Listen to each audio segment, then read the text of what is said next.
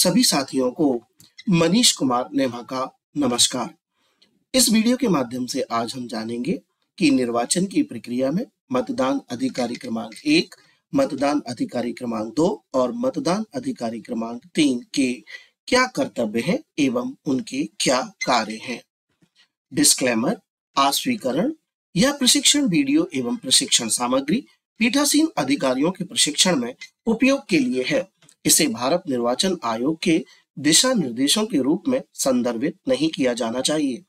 इस प्रशिक्षण सामग्री और वीडियो में भारत निर्वाचन आयोग के दिशा निर्देशों, नियमों, कानूनों में किसी भी तरह की विचरण के मामले में भारत निर्वाचन आयोग के दिशा निर्देश, नियम, कानून को ही मान्य किया जाए। आइए जानते हैं हम कि प्रथम मतदान अधिकारी के कर्तव्य और कार्य क्या है, निर्वाचक नामावली की चिन्हित प्रति क्या होती है और पुरुष, महिला और अन्य मतदाता को निर्वाचक नामावली की चिन्हित प्रति में कैसे चिन्हित करेंगे। तो शुरू करते हैं हम मतदान अधिकारी क्रमांक 1 के कर्तव्य। सबसे पहला जो कर्तव्य है मतदान अधिकारी क्रमांक 1 का, वो है ये: पीठासीन अधिकारी किसी अपरिहार्य कारण से मतदान केंद्र से अनुपस्थित रहने के लिए यदि बाध्य हो, उसकी अनुपस्थिति के दौरान उसके कृत्यों का पालन करने के लिए प्रथम मतदान अधिकारी को प्राधिकृत किया जाता है। यानी किसी स्थिति में मतदान अधिकारी क्रमांक 1 पीठासीन अधिकारी की भूमिका भी निभा सकते हैं। आइए जानते हैं प्रथम मतदान अधिकारी के कर्तव्य और कार्य। सबसे पहले ये जान लें कि प्रथम मतदान अधिकारी जो हैं वो लाल रंग के पेन का प्रयोग करेंगे और किसी अन्य रंग के पेन का प्रयोग निर्वाचक नामावली की चिन्हित प्रति पर नहीं करेंगे। सबसे पहला काम है आपका निर्वाचक नामावली की चिन्हित प्रति का प्रभारी होगा। मतदान अधिकारी क्रमांक 1 निर्वाचक नामावली की चिन्हित प्रति का प्रभारी होगा। ये चिन्हित प्रति क्या होती है, आइए हम आपको समझा देते हैं। निर्वाचक नामावली मतदाता सूची की चिन्हित प्रति क्या होती है? वह निर्वाचक नामावली जिसका प्रयोग मतदाताओं के नाम को चिन्हित करने के लिए किया जाता है, निर्वाचक नामावली की चिन्हित प्रति कहलाती है। इसमें पीबी, जिसका तात्पर्य है पोस्टल बैलेट, स्पेलिंग गलत लिख गई बैलेट की, sorry, CSB, classified service voter और डिलीटेड के अलावा कोई अन्य निशान या टिप्पणियां नहीं होती हैं।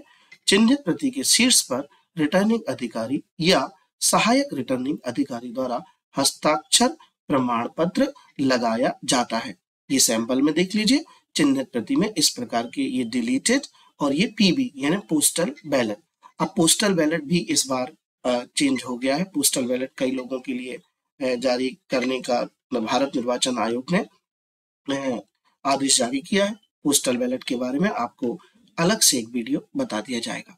तो ये चिन्हित प्रति है जिसका प्रभारी कौन होगा? मतदान अधिकारी क्रमांक 1। चिन्हित प्रति को ऐसे ही समझा जाता है जिस पर ये निशान लगे हों, इनके अलावा कोई भी अन्य निशान नहीं होगा। चलिए अब दूसरा काम, निर्वाचक की पहचान के लिए उत्तरदायी होगा। यानी निर्वाचक की पहचान करने के लिए मतदान अधिकारी क्रमांक पूरा उत्तरदायित्व रखेगा। उसके द्वारा जो भी पहचान दस्तावेज प्रस्तुत किया जाएगा उसे भली भांति जांचना उसका कार्य होगा। नंबर 3, निर्वाचक पहचान का आधार मतदाता परिचय पत्र या अन्य दस्तावेज होंगे। तो भारत निर्वाचन आयोग के द्वारा जो मतदाता परिचय पत्र है, जिसे इपिक कार्ड कहते हैं, इलेक्टोरल फोटो आइडेंटिटी कार्ड, ये जारी कर दिया जाता है। बीएलओ इन्हें यथा समय मतदाता के पास पहुंचा देते हैं। अगर मतदाता के पास मतदाता परिचय पत्र नहीं है तो अन्य दस्तावेज ये आपको दिखाई दे रहे हैं स्लाइड्स पर। पासपोर्ट है, ड्राइविंग लाइसेंस है, पैन कार्ड है, बैंक डाकघर द्वारा जारी फोटो पासबुक है। इनका इस्तेमाल भी मतदाता अपनी पहचान को सुनिश्चित कराने के लिए प्रस्तुत कर सकता है और मतदान अधिकारी क्रमांक 1 इन दस्तावेज के आधार पर उसे मत देने के लिए अनुज्ञात कर सकते हैं। चलिए अगले दायित्व को जानते हैं। प्रथम मतदान अधिकारी का 4 नंबर का दायित्व ये है: मतदाता का सरल क्रमांक निर्वाचक नामावली की चिन्हित प्रति में देखेगा और मतदाता के नाम व सरल क्रमांक को जोर से बोलेगा ताकि मतदान अधिकारी क्रमांक 2 एवं मतदान इसे ठीक तरह से सुन सकें। पांचवा कार्य में पहचान में संशय होने पर मतदाता को पीठासीन अधिकारी के पास भेज देंगे। और छठवां इनका कार्य और दायित्व है निर्वाचक नामावली की चिन्हित प्रति में प्रथम मतदान अधिकारी को लाल रंग के पेन का प्रयोग करते हुए मतदाता को निम्न प्रदर्शित तरीके से रेखांकित करना है। अब कैसे रेखांकित करना है देखिए।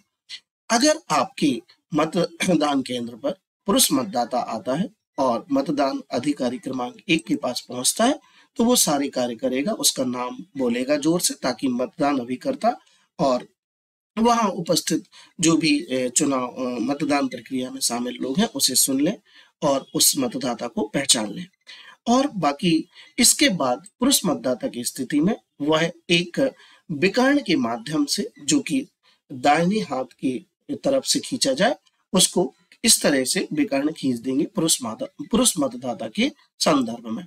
अगर महिला मतदाता आती है तो यह निर्वाचक नामावली का ये आपका पेज का एक सैंपल लगाया गया, तो इसे भी आपको दाएं तरफ से विकर्ण के माध्यम से ऐसे एक रेखा खींच देनी है। और आपको अब निर्वाचक नामावली का जो सरल क्रमांक है उस पर गोला लगाना है। यदि अन्य मतदाता आता है तो फिर हमें फिर एक बार विकर्ण के माध्यम से उसे रेखांकित करना है और इसके बाद उसके सरल क्रमांक के ऊपर हमें स्टार लगाना है। यह नया परिवर्तन हुआ है चुनाव आयोग के द्वारा। पहले चुनावों में यहाँ पर अन्य मतदाता की स्थिति में हम सही का निशान लगाते थे, लेकिन अब यह स्टेरिक मार्क लगाना है जिसे सितारा चिन्ह कहते हैं। तो इस तरह से मतदान अधिकारी क्रमांक 1 को पुरुष, महिला और अन्य मतदाता को निर्वाचक नामावली की चिन्हित प्रति में दर्शाए गए तरीके से चिन्हित करना है लाल पेन से। चलिए अब वापस चलते हैं उसके अन्य दायित्वों पर। अगला दायित्व जो मतदान अधिकारी क्रमांक का 1 और बचा है वो है, इसके अलावा पुरुष, महिला और अन्य मतदाता की गणना अलग से एक अन्य कागज पर मार्क करते रहेंगे, जिससे हर 2 घंटे में डाले गए मत का रिकॉर्ड एवं प्रतिशत का संधारण हो सके। यह रिकॉर्ड पीठासीन की डायरी में भी भरा जाता है।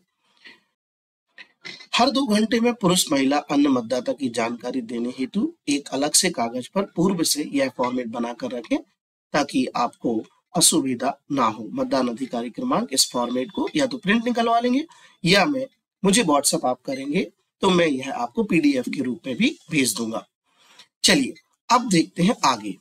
एक अन्य जानकारी भी आपको इसके बीच बता दें कि इस बार निर्वाचन आयोग ने VIS यानी वोटर इंफॉर्मेशन स्लिप यानी मतदाता जानकारी पर्ची जारी की है, लेकिन यह मतदाता जानकारी पर्ची मतदान के लिए अकेले पहचान दस्तावेज के रूप में मान्य नहीं होगी। पहले फोटो वोटर स्लिप चलती थी, अब वोटर स्लिप में से फोटो को निकाल दिया गया है और अब मतदाताओं के लिए VIS जारी किया गया है। इसे वोटर इंफॉर्मेशन स्लिप कहते हैं और यह मतदान के पहचान दस्तावेज के रूप में मान्य नहीं होगी, इसका सभी ध्यान रखें। मतदाता अपनी पहचान के लिए सबसे प्रथम एपिक लाएगा, एपिक नहीं है फिर अन्य दस्तावेज लाएगा और इस तरीके से मैंने जो दस्तावेज आपको आगे बताए थे वो दस्तावेज वो प्रस्तुत कर सकेगा। आइए जानते हैं मतदान अधिकारी क्रमांक 2 के कर्तव्य और कार्य। पहला कार्य, मतदाता रजिस्टर प्रारूप 17 का व अमिट शाही का प्रभारी होगा। मतदाता रजिस्टर प्रारूप 17 का कैसा होता है हम आपको अगली स्लाइड में दिखाते हैं और अमिट स्याही भी बताएंगे। मतदाता की बाएं हाथ की तर्जनी पर अमिट स्याही लगाएगा। मतदाता रजिस्टर के मतदान की प्रविष्टि कर हस्ताक्षर या अंगूठे का निशान लेगा। जो मतदाता हस्ताक्षर करने में सक्षम हो वो हस्ताक्षर करेंगे और जो नहीं कर पा रहे हस्ताक्षर तो वो अंगूठे का निशान लगाएंगे। मतदाता पर्ची जारी कर मतदान अधिकारी क्रमांक 3 के पास भेजेगा। एक इंपॉर्टेंट बात, यह भी सुनिश्चित किया जाए कि मतदान केंद्र छोड़ने के पूर्व मतदाता की उंगली पर लगी अमिट स्याही सूख जाए। इसके लिए अमिट स्याही लगाने के बाद हस्ताक्षर या अंगूठे का निशान लिया जाएगा। यानी सबसे पहले आप अमिट स्याही ले लें, लगा दें और फिर इसके बाद हस्ताक्षर या अंगूठे का निशान लेंगे तो उतने समय में वो स्याही सूख जाएगी। ये देखिए, ये है आपका मतदाता रजिस्टर। मतदाता रजिस्टर इसे 17 का रजिस्टर या 17A भी कहते हैं और यह उसका पृष्ठ भाग है जहां पर आपको दिखाई गई अनुसार एंट्री करना है। ये केवल प्रशिक्षण के लिए रखा गया है, तो आप इसे प्रशिक्षण के लिए ही माने। अब इसमें जो आपको एंट्रीज करनी है वो देखिए। मतदाता रजिस्टर में 5 कॉलम होते हैं, 1, 2, 3, 4 और 5। पहला होता है क्रम संख्या, यहाँ पर ये सरल क्रमांक लिखा है, और निर्वाचक नामावली में निर्वाचक का क्रम संख्या, यानी जो मतदान अधिकारी क्रमांक 1 निर्वाचक नामावली में मतदाता का जो क्रमांक बोलेगा उस क्रमांक को 2 नंबर वाले सुनते रहेंगे, और जैसे ही वो बोलेंगे तो अपने रजिस्टर में कॉलम नंबर 2 में लिख देंगे। यहाँ पर ये जैसे 230 लिखा है। अगला कॉलम है निर्वाचक द्वारा अपनी पहचान के सबूत में प्रस्तुत दस्तावेज का ब्यौरा। अब यहाँ पर जो दस्तावेज वो प्रस्तुत कर रहा है उसका ब्यौरा लिखना है। यदि वो एपिक कार्ड ला रहा है तो आपको एपिक लिख देना है, ईपी लिख देना है, एपिक लिख देना है। यदि वो आधार कार्ड ला रहा है तो हमें कोई भी दस्तावेज जो एपिक के अलावा हो उसके फिर हमें 4 अंक लास्ट के जो भी दिए जाते हैं वो लिखने होते हैं। ये आधार कार्ड है और आधार कार्ड के ये पिछले 4 अंक मैंने लिख दिए। निर्वाचक के हस्ताक्षर और अंगूठे का निशान, ये देखिए मान लीजिए निर्वाचक का नाम रामू है तो उसने यहाँ पर दस्तखत रामू कर दिया। अगर वो अनपढ़ है या नहीं लिख सक रहा है तो फिर हम उस पर अंगूठे का निशान ले लेंगे। अगला देखिए, फिर अगला मतदाता आया, उसका निर्वाचक नामावली में सरल क्रमांक 385 है तो हम यहाँ 385 लिख देंगे, और ये सरल क्रमांक जो हमारा 2 ही रहेगा। फिर उसने आधार कार्ड प्रस्तुत किया तो हमने उसका ब्यौरा लिख दिया, और उसका नाम कमलेश था, उसने अपने सिग्नेचर कर दिए, यानी नाम भी लिख दिया इस तरीके से, तो चल जाएगा। अब ये है अमिट स्याही। अमिट स्याही को आपको बाएं हाथ की तर्जनी पर लगाना है। सामान्य मतदाता के लिए अलग अलग प्रकार के मतदाताओं का वीडियो हम आपको बताएंगे, उसमें आपको बताएंगे कि फिर आपको स्याही कहाँ लगाना है। ये मतदाता पर्ची है। मतदाता रजिस्टर के कॉलम नंबर 1 के अनुसार मतदाता का सरल क्रमांक, तो ये कॉलम नंबर 1। निर्वाचक नामावली के अनुसार निर्वाचक का सरल क्रमांक, तो निर्वाचक नामावली किसके पास है? ये है मतदान अधिकारी क्रमांक 1 के पास। तो वो जो सरल क्रमांक बोलते हैं आप कॉलम नंबर 2, यहाँ पर कॉलम नंबर 1 का सरल क्रमांक और यहाँ कॉलम नंबर 2 का सरल क्रमांक जो मतदाता रजिस्टर में वो लिख देंगे, और अपने यहाँ दस्तखत कर देंगे मतदान अधिकारी क्रमांक 2 और सौंप देंगे यह पर्ची मतदाता को। रजिस्टर की शुरुआत में मतदाता रजिस्टर 17A जब आप शुरू करते हैं तो मतदाता रजिस्टर की शुरुआत में सबसे ऊपर प्रथम एवं पीठासीन अधिकारी को अपने हस्ताक्षर से निम्न स्टेटमेंट लिखना होगा। मॉक पोल संपन्न होने, मॉक पोल का डाटा क्लियर करने के बाद कंट्रोल यूनिट को चेक किया, कुल पोल्ड वोट 0 प्रदर्शित हो रहा है। मतदाता रजिस्टर में जब आप पहली एंट्री शुरू करेंगे तो उसके पहले ये टीप लगाना है। अब आप कहेंगे सर यहाँ जगह ही नहीं है, तो आप इसके बाजू में जो खाली पेज है उस पर भी ये टिप्पणी लिख सकते हैं, यहाँ भी ये टिप्पणी लिख सकते हैं ऊपर, ये सरल क्रमांक के ऊपर, लेकिन सरल क्रमांक पे नहीं लिखनी है। यहाँ खाली जगह पर ये जो टिप्पणी दी गई है आप लिख दीजिए, पीठासीन अधिकारी दस्तखत कर देंगे और प्रथम मतदान अधिकारी भी इस पर अपने दस्तखत कर देंगे। मतदान अधिकारी क्रमांक 3 के क्या कार्य और कर्तव्य हैं? पहला काम है कंट्रोल यूनिट का, वो प्रभारी होगा। जो कंट्रोल यूनिट ये दिख रही है इसका वो प्रभारी होगा।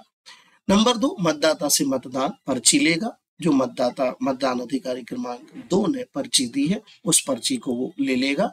मतदाता की बाईं तर्जनी पर अमिट स्याही देखेगा, तो मतदाता की बाईं तर्जनी पर जो है अमिट स्याही के निशान की पुष्टि कर लेगा कि लगी है कि नहीं, और कंट्रोल यूनिट में बैलेट बटन दबाकर मतदान बैलेट रिलीज करेगा।